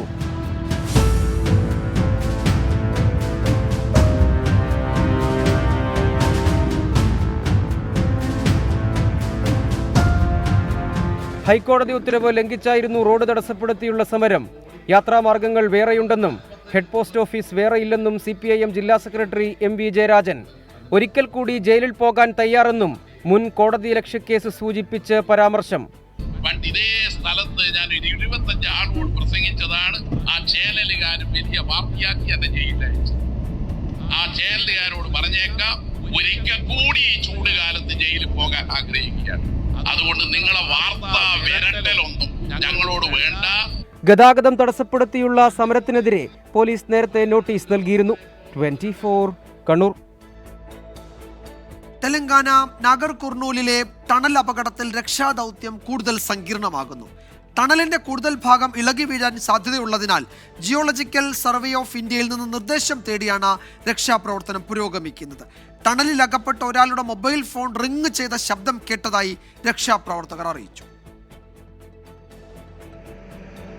മൂന്നാം ദിവസത്തെ തെരച്ചിൽ പുരോഗമിക്കുമ്പോഴും ആശാവഹമായ പുരോഗതിയില്ല. രക്ഷാദൗത്യ സംഘം ഇപ്പോഴും 8 പേർ കുടുങ്ങിക്കിടക്കുന്നതിന് 40 മീറ്റർ ഇപ്പുറമാണ്. തകർന്നു കിടക്കുന്ന ബോറിംഗ് മെഷീന്റെ അവശിഷ്ടങ്ങളും കല്ലും ചെളിയും ചേർന്ന് ടണൽ തന്നെ മൂടിയിരിക്കുകയാണ്. ഇത് നീക്കം ചെയ്യുമ്പോൾ കൂടുതൽ ഭാഗം ഇളകി വീഴാൻ ഇടയുണ്ട്. നിലവിൽ ആർക്കിയോളജിക്കൽ സർവേ ഓഫ് ഇന്ത്യയുടെ അധികൃതർ സ്ഥലത്തുണ്ട്. നാവികസേനയുടെ മറൈൻ കമാൻഡോസും രക്ഷാപ്രവർത്തനത്തിനെത്തി. അത്യാധുനിക യന്ത്രങ്ങൾ എത്തിച്ചെങ്കിലും ഇതൊന്നും ടണലിനുള്ളിൽ ഉപയോഗിക്കാനാകുന്നില്ല. അതിനിടെ ടണലിലകപ്പെട്ട ഒരാളുടെ മൊബൈൽ ഫോൺ ബെല്ലടിക്കുന്ന ശബ്ദം കേട്ടതായി രക്ഷാപ്രവർത്തകർ പറഞ്ഞു. ടണലിൽ കുടുങ്ങിയവരെ ജീവനോടെ പുറത്തെത്തിക്കാനുള്ള സാധ്യത വളരെ കുറവാണെന്ന് മന്ത്രി ജുപ്പള്ളി കൃഷ്ണറാവുവും സമ്മതിക്കുന്നു. തെലങ്കാന ഉപമുഖ്യമന്ത്രി ഇന്ന് നാഗർ കുർണൂലിലെത്തും. 24 ചെന്നൈ. പശ്ചിമ ബംഗാളിലും ഒഡീഷയിലും ഭൂചലനം 5.1 തീവ്രത രേഖപ്പെടുത്തി. രാവിലെ 6:10 ഭൂചലനത്തിന്റെ പ്രഭവ കേന്ദ്രം ബംഗാൾ ഉൾക്കടലിലാണ്. ഭൗമോപരിതലത്തിൽ നിന്ന് 91 കിലോമീറ്റർ ആഴത്തിലാണ് പ്രഭവ കേന്ദ്രം എന്ന് നാഷണൽ സെന്റർ ഫോർ സിസ്മോളജി വ്യക്തമാക്കി. ആളപായമോ നാശനഷ്ടങ്ങളോ റിപ്പോർട്ട് ചെയ്തിട്ടില്ല.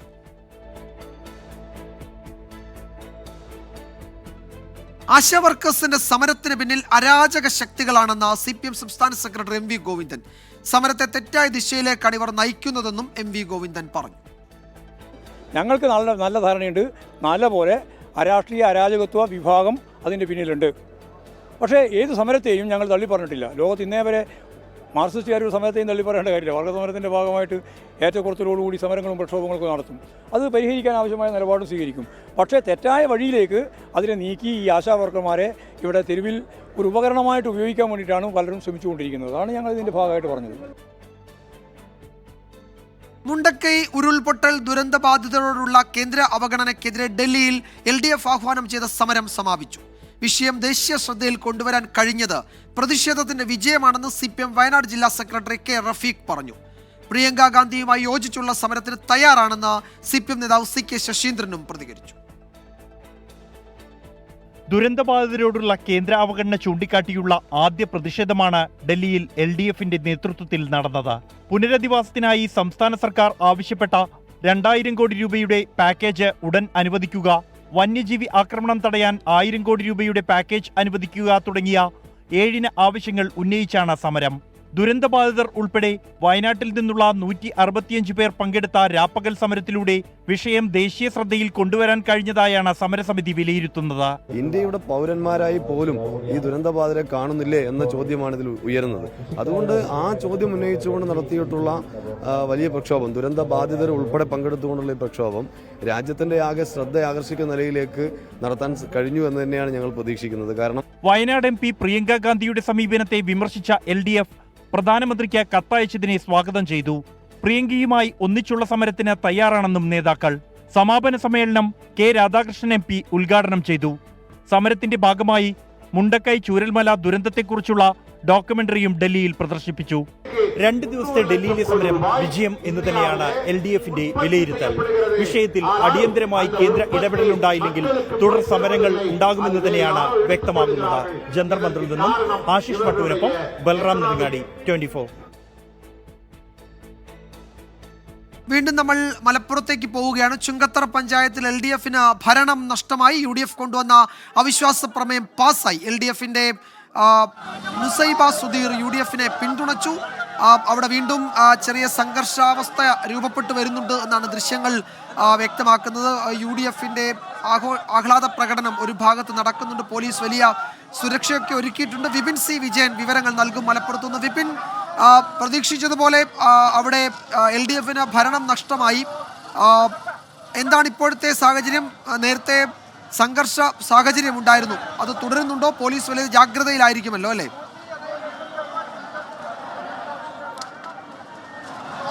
അതെ വിജയകുമാർ, ഇപ്പോൾ പ്രതീക്ഷിച്ചതുപോലെ തന്നെ അവിശ്വാസ പ്രമേയം പാസ്സായിരിക്കുന്നു. ഭരണസമിതിയുടെ ഉപാധ്യക്ഷയായിട്ടുള്ള നുസൈബെ സുധീർ UDF-ന് ഒപ്പം നിന്നു. അങ്ങനെ ഇപ്പോൾ പഞ്ചായത്ത് ഭരണം LDF-ന് നഷ്ടപ്പെട്ടിരിക്കുന്നു. UDF-ന് പഞ്ചായത്ത് ഭരണം ലഭിച്ചിരിക്കുന്നു. 10-10 എന്നുള്ളതായിരുന്നു ഇതുവരെയുള്ള കക്ഷിനില, അത് 11-9 ആയിരിക്കുന്നു. PV അൻവർ ചേരുകയാണ്. ഈ ഭരണത്തിനെതിരെയുള്ള ജനങ്ങളുടെ വികാരം പഞ്ചായത്ത് തെരഞ്ഞെടുപ്പുകളിൽ കാണുന്നു. ഇതാണ് സ്ഥിതി.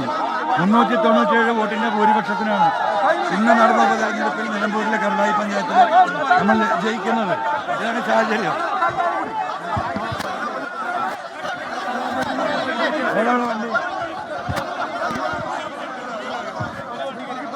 ഇപ്പോൾ വലിയ ആഹ്ലാദ പ്രകടനം റോഡിലൂടെ നടന്നുകൊണ്ടിരിക്കുകയാണ്. ഭരണസമിതിയുടെ അംഗങ്ങൾ പുറത്തേക്ക് വന്നിരിക്കുന്നു, അവർ റോഡിലൂടെ നടക്കുന്നു. അതാണ് നിലവിലെ സാഹചര്യം. തൊട്ടപ്പുറത്ത് തന്നെ LDF-ന്റെ പ്രവർത്തകരുണ്ട്. പോലീസ് 2 കൂട്ടരെയും 2 വശത്തേക്ക് മാറ്റിയിട്ടുണ്ട്. അങ്ങനെയാണ് ഇപ്പോൾ സംഘർഷാവസ്ഥയ്ക്ക് ചെറിയ അയവെങ്കിലും വരുത്തിയിട്ടുള്ളത്. 2 വട്ടം പോലീസ് ലാത്തി വീശുന്ന സാഹചര്യം ഉണ്ടായിരുന്നു. PV അൻവർ ഇപ്പോൾ ഇവിടെ നിന്ന് പോവുകയാണ്. ചുങ്കത്തറ പഞ്ചായത്തിന് മുൻപിൽ നിന്ന് പോകുന്നു എന്നുള്ളതാണ് നിലവിലെ കാര്യമുള്ളത്. പ്രവർത്തകരെല്ലാവരും തന്നെ പുറത്ത് റോഡിലാണ് ഉള്ളത്. ഇപ്പോൾ ഈ കൂറുമാറിയിട്ടുള്ള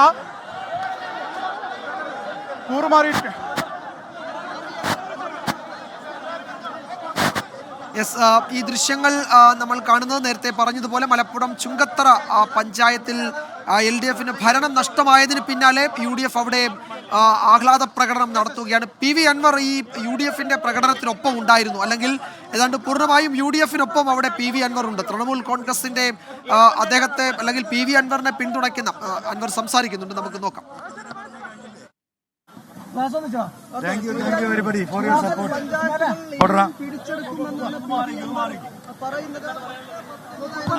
ഇത് കരളായി പഞ്ചായത്തിന്റെ പ്രതിഫലനം കേരളത്തിൽ ഒട്ടാകെ ഉണ്ടാകും. ഈ ചുങ്കത്തറ പഞ്ചായത്തിലും അത് തന്നെയാണ്.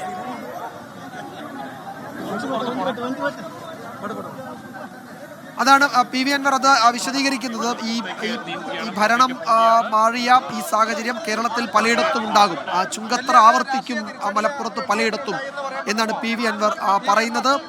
അവിടെ LDF UDF പ്രവർത്തകർ 2 ഭാഗത്തായി സംഘടിച്ചിരിക്കുകയാണ്. ഈ വോട്ടെടുപ്പിന് ഏതാനും മണിക്കൂറുകൾക്ക് മുമ്പ് 2-3 തവണ പോലീസ് ലാത്തി വീശിയാണ് ഈ പ്രവർത്തകരെ അവിടെ നിന്ന് മാറ്റിയത്. UDF-ന്റെ വനിതാ മെമ്പർമാർ ഉൾപ്പെടെയുള്ള ആളുകളുടെ ദേഹത്തേക്ക് ചാണകവെള്ളവും മറ്റു മാലിന്യങ്ങളും ഒഴിച്ച് 3 മണിക്കൂർ വലിച്ചു നീട്ടി ചർച്ച കൊണ്ടുപോയി വസ്ത്രാക്ഷേപം പോലും നടത്തി ജനാധിപത്യത്തെ അട്ടിമറിക്കാൻ, കൂത്താട്ടുകുളം മോഡലിൽ ജനാധിപത്യത്തെ അട്ടിമറിക്കാനുള്ള ശ്രമമാണ് നടത്തിയത്. PV അൻവർ MLA ചായക്കടയിൽ ചായ കുടിക്കാൻ കയറിയ MLA-യെയും മെമ്പറുടെ ഭർത്താവിനെയും ഒക്കെ ആക്രമിക്കാൻ, അപായപ്പെടുത്താനുള്ള ശ്രമം നടത്തി. ഞങ്ങൾ CPM-നോട് പറയുന്നു, ചുങ്കത്തറയിൽ നിങ്ങൾ കുതിരക്കച്ചവടത്തിലൂടെ പിടിച്ചെടുത്ത ഈ പഞ്ചായത്ത് ഞങ്ങൾ തിരിച്ചു പിടിച്ചിരിക്കുന്നു. ഇത് തൃശൂർ പൂരത്തിന് മുമ്പുള്ള സാമ്പിൾ വെടിക്കെട്ട് മാത്രമാണ്. നിലമ്പൂർ നിയമസഭാ ഉപതെരഞ്ഞെടുപ്പിന് മുമ്പ് മറ്റ് പഞ്ചായത്തുകൾ, നിലമ്പൂർ മുനിസിപ്പാലിറ്റിയും പോത്തുകൽ പഞ്ചായത്തും അമരമ്പലം പഞ്ചായത്തും ഉൾപ്പെടെയുള്ള പഞ്ചായത്തുകൾ ഞങ്ങൾ തിരിച്ചു പിടിക്കും. PV അൻവറിലൂടെ ഞങ്ങളിൽ നിന്ന് പറിച്ചെടുത്ത മുഴുവൻ പഞ്ചായത്തുകളും PV അൻവറിലൂടെ തന്നെ പിണറായിയിൽ നിന്ന് ഞങ്ങൾ തിരിച്ചു പിടിക്കും. ഒരു തർക്കവുമില്ല. അതിന്റെ പേരിൽ അദ്ദേഹത്തെ ഒറ്റപ്പെടുത്താനാണ് നിങ്ങൾ ശ്രമിക്കുന്നതെങ്കിൽ ഞങ്ങൾ പറയുന്നു, PV അൻവറിനെ രാഷ്ട്രീയപരമായി സംരക്ഷിക്കാൻ ഞങ്ങൾ തയ്യാറാണ്. അദ്ദേഹത്തിന്റെ രോമത്തിൽ പോലും സ്പർശിക്കാൻ ഒരാളെയും ഞങ്ങൾ അനുവദിക്കില്ല. ജനാധിപത്യത്തിലെ കൂട്ടക്കൊല ചെയ്യാൻ നടത്തിയ CPM-ന്റെ കാട്ടുനീതിക്കെതിരെയുള്ള ഏറ്റവും വലിയ വിജയമാണ് ചുങ്കത്തറയിൽ വന്നിട്ടുള്ളത്. അതോടൊപ്പം കരുളായിൽ ഇന്ന് നടന്ന ഉപതെരഞ്ഞെടുപ്പ്, നിലമ്പൂർ നിയമസഭാ മണ്ഡലത്തിൽ തന്നെ നടന്ന കരുളായി ഉപതെരഞ്ഞെടുപ്പിൽ കഴിഞ്ഞ തവണ 60-ൽ പരം വോട്ടുകൾക്കാണ് ഞങ്ങൾ ജയിച്ചതെങ്കിൽ ഇത്തവണ 397 വോട്ടുകൾക്ക് ഞങ്ങൾ വിജയിക്കാൻ കഴിഞ്ഞു. ഇത് നിലമ്പൂർ നിയമസഭാ ഉപതെരഞ്ഞെടുപ്പിന്റെ ഒരു സെമി ഫൈനലാണ്. ഒരേ ദിവസം ചുങ്കത്തറയിലും കരുളായിലും CPM-ന് ലഭിച്ചിരിക്കുന്നത് ഇരട്ട പ്രകടനമാണ്. ഞങ്ങൾക്ക് ലഭിച്ചിരിക്കുന്നത് ഇരട്ടി മധുരമാണ്. തീർച്ചയായും ഞങ്ങൾ വിജയിപ്പിച്ച ജനാധിപത്യത്തോടൊപ്പം ചേർന്ന് നിന്ന മുഴുവൻ ജനാധിപത്യ വിശ്വാസികളെയും ഞങ്ങൾ അഭിവാദ്യം ചെയ്യുകയാണ്. യെസ്, അവിടെ DCC പ്രസിഡന്റ് മാധ്യമങ്ങളെ കാണുന്നു. PV അൻവറിനെ രാഷ്ട്രീയമായി സംരക്ഷിക്കുമെന്നാണ് DCC അധ്യക്ഷൻ പറയുന്നത്. ആര്യാടൻ ഷൗക്കത്തിനെ ഒപ്പം നിർത്തിയാണ് DCC പ്രസിഡന്റിന്റെ ഈ പരാമർശം. അപ്പോൾ എന്താണ് UDF പക്ഷത്തേക്ക് PV അൻവർ വരുന്നതിന്റെ ഒക്കെ സൂചനയായി ഒക്കെ വേണമെങ്കിൽ നമുക്കിതിനെ കാണാം. രാഷ്ട്രീയ പ്രതികരണങ്ങൾ ആ വിഷയത്തിൽ വരാനിരിക്കുന്നതേ ഉള്ളൂ. കാലാവസ്ഥാ റിപ്പോർട്ട്. ഇപ്പോഴത്തെ കാലാവസ്ഥ സമർപ്പിക്കുന്നത് Berger paints 100 years of trust.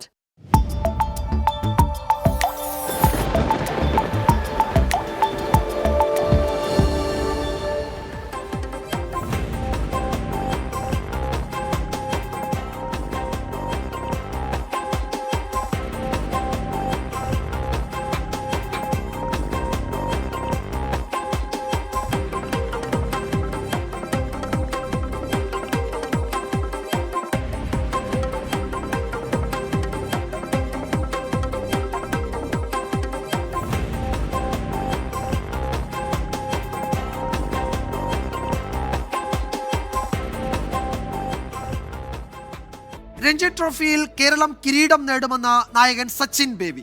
വിദർഭയ്ക്കെതിരെ മികച്ച പ്രകടനം പുറത്തെടുക്കാൻ സാധിക്കുമെന്നാണ് പ്രതീക്ഷ. കേരളക്കരയുടെയും മലയാളികളുടെയും എല്ലാ പിന്തുണയും ടീമിന് വേണമെന്നും സച്ചിൻ 24നോട് പറഞ്ഞു. നാഗ്പൂരിലെ വിദർഭ ക്രിക്കറ്റ് അസോസിയേഷൻ സ്റ്റേഡിയത്തിൽ നിന്ന് അനിൽ വാസുദേവ് തയ്യാറാക്കിയ റിപ്പോർട്ട് കാണാം. ചരിത്ര ഫൈനലിൽ ഇറങ്ങുകയാണ് കേരള ടീം. ആ ഫൈനലിലേക്ക് കേരളത്തെ നയിച്ച നായകൻ സച്ചിൻ ബേബി 24നൊപ്പം ചേർന്നു. സച്ചിൻ, ആദ്യം തന്നെ എല്ലാ ഭാവുകങ്ങളും എന്ന് പറഞ്ഞ് എല്ലാ വിശ്വാസവും പറഞ്ഞുകൊണ്ട് തന്നെ തുടങ്ങട്ടെ. എന്തായാലും ഒരു വലിയ സ്വപ്നം, കേരളത്തിന്റെ ഒരു 7-7.5 പതിറ്റാണ്ട് നീണ്ട ചരിത്രത്തിൽ വലിയൊരു സ്വപ്നം, അല്ലെങ്കിൽ സച്ചിൻ സൂചിപ്പിച്ച പോലെ തന്നെ ഒരു 10-15 വർഷത്തെ ഹാർഡ് വർക്ക്, അതിന് റിസൾട്ട് ഉണ്ടാവുമെന്ന് തന്നെ നമ്മൾ പ്രതീക്ഷിക്കും. തീർച്ചയായിട്ടും, കാരണം നമ്മുടെ എല്ലാവരുടെയും ആ ഒരു ഹാർഡ് വർക്ക് തീർച്ചയായിട്ടും നമുക്ക് ഈ വർഷം നമുക്ക് നമ്മുടെ കയ്യിലോട്ട് വരുമെന്ന് തന്നെയാണ് എൻ്റെ പ്രതീക്ഷ. അത്രയും നമ്മൾ ഹാർഡ് വർക്ക് ചെയ്തിട്ടുണ്ട്. നമുക്കത് കേരള ക്രിക്കറ്റിന്റെ നമ്മൾ നന്നായിട്ട് ഫോളോ ചെയ്യുന്ന ആൾക്കാർക്ക് അറിയാൻ പറ്റും എന്തോരം നമ്മൾ എഫേർട്ട് എടുക്കുന്നുള്ള കാര്യം. അപ്പം അതിന് ഒരു ഉത്തരമായിട്ട് തന്നെ നമുക്ക് ഈ ഒരു ഫൈനലിൽ കാണാം. സീസണിൽ ഒറ്റ മത്സരം പോലും തോറ്റിട്ടില്ല. കഴിഞ്ഞ മത്സരങ്ങളിലൊക്കെ തന്നെ മറികടന്നത് കരുത്തരായ ടീം ജമ്മു ആവട്ടെ, ഗുജറാത്ത് ആവട്ടെ. അപ്പോൾ ഇനി വരാനുള്ള ടീമും ഒട്ടും എളുപ്പമല്ല. കാരണം ഈ സീസണിലെ ഏറ്റവും ബെസ്റ്റ് ടീം എന്ന് വിശേഷിപ്പിക്കേണ്ടിയിരിക്കുന്നു വിദർഭ. പക്ഷേ എന്നിരുന്നാൽ പോലും നമ്മൾ കോൺഫിഡൻ്റ് ആണ്. നമ്മൾ തീർച്ചയായിട്ടും, കാരണം അവരും നല്ല ക്രിക്കറ്റ് കളിക്കുന്നുണ്ട് ത്രൂ ഔട്ട്, നമ്മളും നല്ല ക്രിക്കറ്റ് കളിക്കുന്നുണ്ട് ത്രൂ ഔട്ട്. അപ്പം എനിക്ക് തോന്നുന്നു ആ ഒരു നല്ലൊരു കോമ്പറ്റീഷൻ ആയിരിക്കും ഈ ഒരു മാച്ചും ഇറങ്ങുമ്പോഴത്തേക്കും. ബട്ട് അവിടെ ഓൺ ദ ഗിവൻ ഡേ ആരായിരിക്കും നല്ല ആ ഒരു പ്രഷർ അബ്സോർവ് ചെയ്യുന്നത്, ആരാണ് നന്നായിട്ട് കളിക്കുന്നത് കാരണം 5 ദിവസമാണ് ഒരു ഭയങ്കര ഇത്രയും സെഷൻസ് ഉള്ള ഒരു ഗെയിമാണ്. അപ്പോൾ അതിൽ ഏറ്റവും കൂടുതൽ സെഷൻസ് ജയിക്കുന്ന ഒരു ടീമിന് എപ്പോഴും ഒരു മുൻകൈ ഉണ്ടാവും. അപ്പോൾ അത് തന്നെയാണ് നമ്മൾ ഗുജറാത്തിൽ നമ്മൾ കണ്ടത്. അപ്പോൾ അങ്ങനത്തെ സെഷൻസ് നമ്മൾ വിൻ ചെയ്യാൻ നോക്കും. ആൻഡ് നമുക്ക് കയ്യിലുള്ളത് നമ്മുടെ എഫേർട്ടാണ്. അത് നമ്മൾ 100% നമ്മുടെ കയ്യിൽ നിന്ന് എടുക്കാൻ നമ്മൾ തന്നെ ശ്രമിക്കും. കഴിഞ്ഞ മത്സരത്തിലൊക്കെ കോച്ച് നൽകിയ നിർദ്ദേശം ഉണ്ടായിരുന്നു പരമാവധി സെഷൻ ബാറ്റ് ചെയ്യുക എന്നുള്ളതാണ്. അപ്പോൾ അങ്ങനെ ഒരു അപ്രോച്ച്, അല്ലെങ്കിൽ അത് തന്നെയായിരിക്കും നമ്മുടെ ഒരു ടാക്ടിക്സ്, അല്ലെങ്കിൽ ആ ഒരു അപ്രോച്ച് ആയിരിക്കും. തീർച്ചയായിട്ടും, കാരണം ടെസ്റ്റ് ക്രിക്കറ്റ് നമ്മൾ വിജയിക്കണമെങ്കിൽ നമ്മൾ ആ സെഷൻ എന്തായാലും വിൻ ചെയ്തേ പറ്റൂ. അപ്പം മാക്സിമം ആ ഒരു 5 ഡേയിൽ എത്ര സെഷൻ നമ്മൾ എത്രയും 15 സെഷൻസ് ഉണ്ട്. ആ 15 സെഷൻസ് ആരാണ് ഏറ്റവും കൂടുതൽ വിൻ ചെയ്തത് അവർക്ക് തന്നെയായിരിക്കും ആ ഒരു മാച്ചിലെ മേൽക്കൈ. അപ്പോൾ ആ ഓരോ സെഷൻ വിൻ ചെയ്യണത് ഭയങ്കര ഇമ്പോർട്ടൻ്റ് ആണ്. അപ്പോൾ അത് തന്നെയാണ് നമ്മൾ നേരത്തെ മാച്ചിൽ നമ്മൾ കണ്ടത്. നമുക്ക് വർക്ക് ചെയ്തതും അങ്ങനത്തെ സെഷൻ വിൻ ചെയ്തപ്പോഴാണ്. അപ്പം എനിക്ക് തോന്നുന്നു നമ്മൾ ഈ മാച്ചിലും ആ ഒരു സെയിം അഡാപ്റ്റ് തന്നെ സിറ്റുവേഷൻ നമ്മൾ അഡാപ്റ്റ് ചെയ്യാൻ നോക്കും. നമ്മുടെ ഒരുക്കങ്ങളൊക്കെ തന്നെ ഏറ്റവും തകൃതിയായി നടക്കുന്നത് കണ്ടു. ഒപ്പം തന്നെ ഇഞ്ചുറി കൺസേൺസ് ഒന്നുമില്ല. ഇല്ല, കാരണം നമ്മുടെ 2 പേര് നമ്മൾ ബാബ അപരിജിത്ത് ആയിരുന്നു, പിന്നെ സൽമാനായിരുന്നു.